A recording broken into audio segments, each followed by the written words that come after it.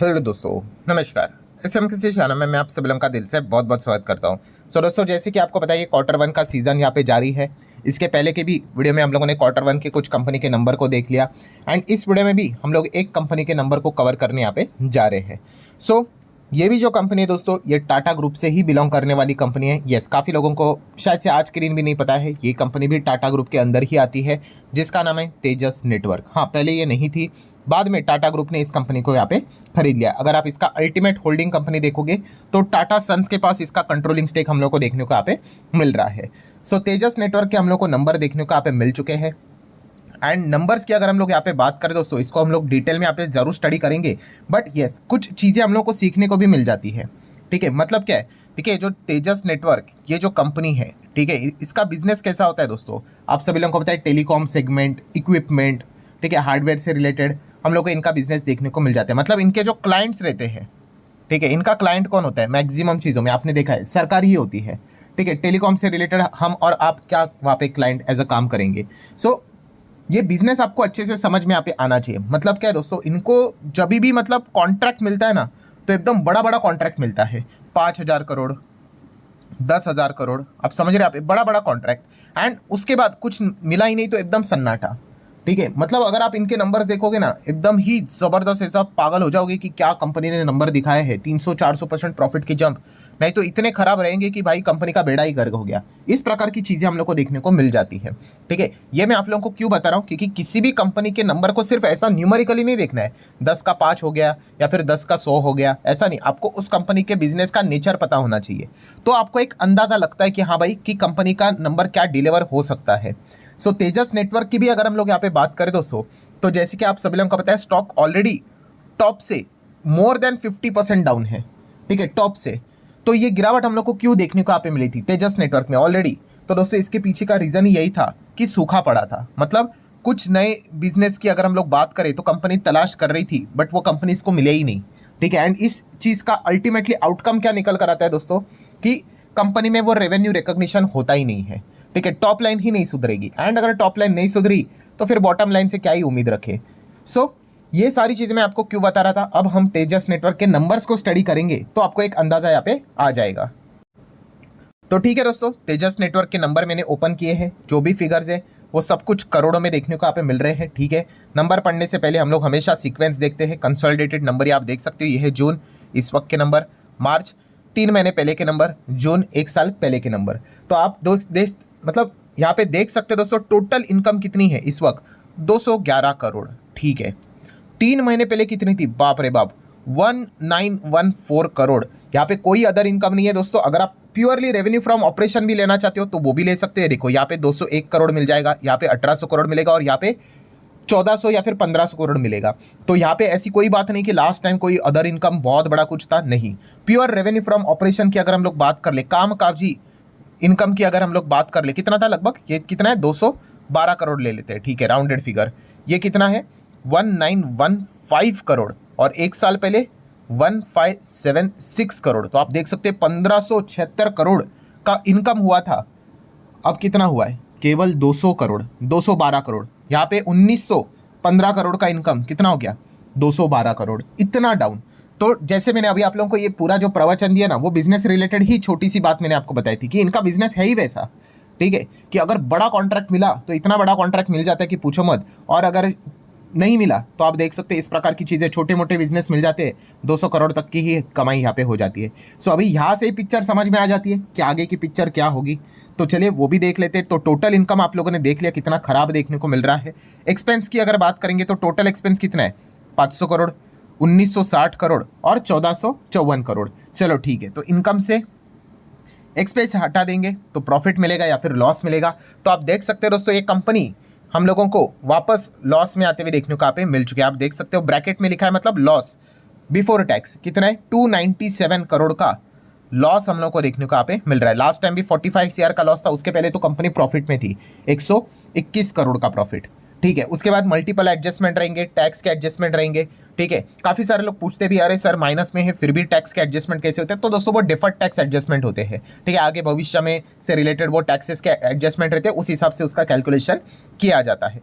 Final हम लोगों को जो प्रॉफिट देखने को मिल रहा है, प्रॉफिट क्या ही बोलिए अभी, लॉस, तो वो कितना है, NPAT हम जो यहाँ पे कह सकते हैं। तो दोस्तों वह है फाइनली राउंडेड फिगर ले लेते हैं 194 करोड़ माइनस 194 करोड़ का नुकसान है कंपनी को। जो लास्ट टाइम कितना था, अच्छा लास्ट टाइम भी नुकसान ही था, चलो राउंडेड ले लेते 72 करोड़ का लॉस, और एक साल पहले 77 करोड़ प्लस प्रॉफिट था, मतलब 77 करोड़ का प्रॉफिट से कंपनी 194 करोड़ के घाटे में आ गई, और 3 महीने पहले भी घाटे में थी। 72 करोड़ का घाटा इस वक्त और बढ़ के 194 हुआ। लास्ट टाइम भी क्वार्टरली हम लोगों ने देखा था, उसके बाद कंपनी नीचे ही गिरी थी।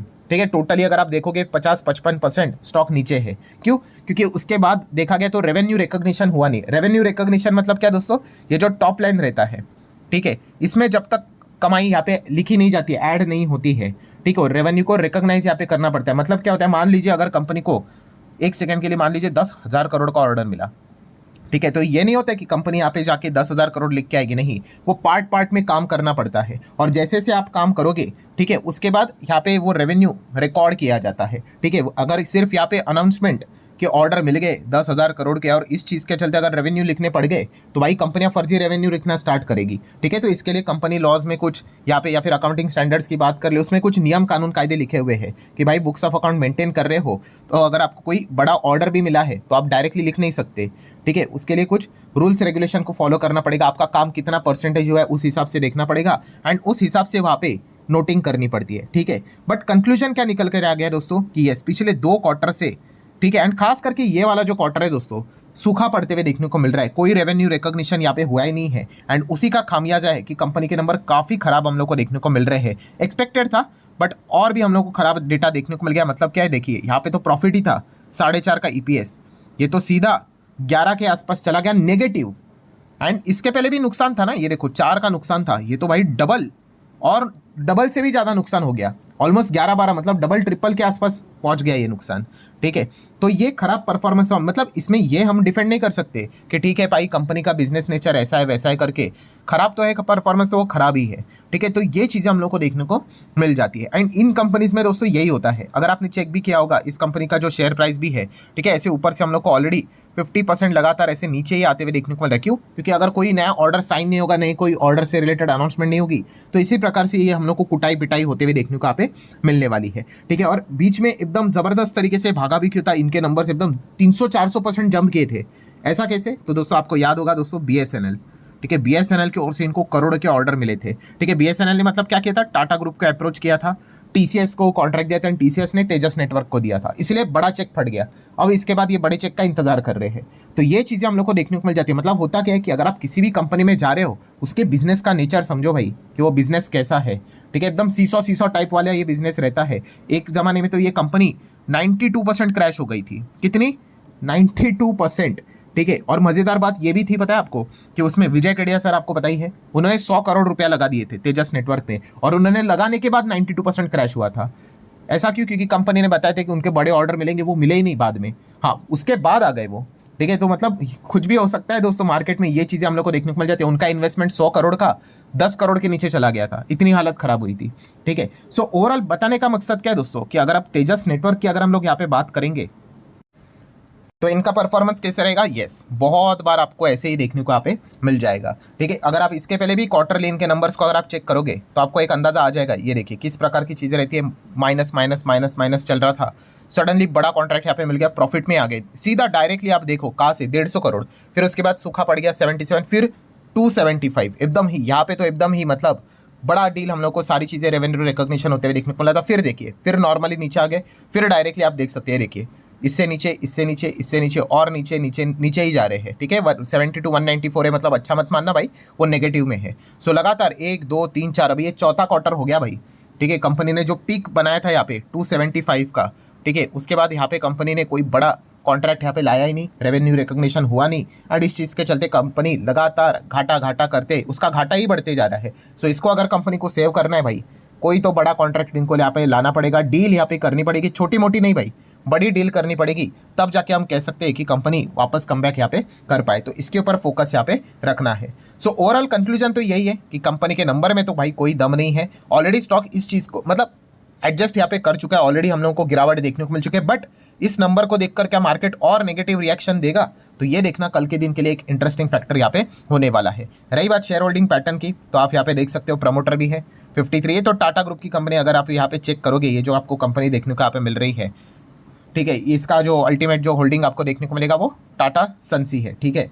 सो नेक्स्ट अगर बात करेंगे FISDS कितने 7.4% ही है, एंड पब्लिक की बात करें तो 33% से ज़्यादा की होल्डिंग देखने को यहाँ पे मिल रही है। सो ठीक है, ओवरऑल नंबर्स तो हम लोगों ने देख लिए, सेलिब्रेट करने वाली तो कोई बात नहीं है। अब हम बाजार को ये नंबर कैसे लगते हैं कल के दिन देख लेंगे, क्योंकि ऑलरेडी मार्केट को पता था भाई इनको कोई ऑर्डर मिला नहीं है, तो ऑलरेडी ये गिरा हुआ था, तो क्या कल के दिन और ज़्यादा गिरेगा, ये देखना एक काफ़ी इंटरेस्टिंग पार्ट होने वाला है। सो इस वीडियो से आपने सीखा क्या, जैसे मैंने कहा कि किसी भी कंपनी के नंबर आते हैं पहले उसके बिजनेस की अंडरस्टैंडिंग लो कि बिजनेस कैसा चलता है, तो उससे रिलेटेड मतलब आपको एकदम झटका नहीं लगेगा, ठीक है। सो आशा करता हूँ वीडियो हेल्पफुल लगा होगा, चाहो तो लाइक एंड शेयर कर सकते हो। मिलते हैं अगले वीडियो में, तब तक के लिए बाय बाय।